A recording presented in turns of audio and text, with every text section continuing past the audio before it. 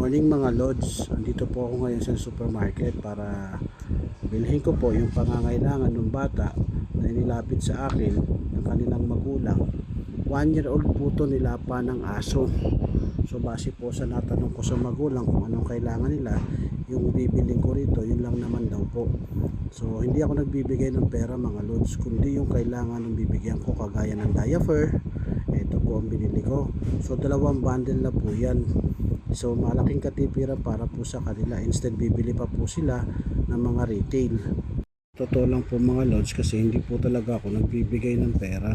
Yung kailangan, yung papapakinabangan kagad ng taong nangangailangan ng tulong. Lods, time check is 11 ng tanghali. So pagkatapos ko ng community service namin sa area na to, yung sinabi ko kanina, nakita ko yung katayuan ng bata. So binalikan ko na agad para sa susunod naman na may pupuntahan ko na nahingi ng tulong, matapos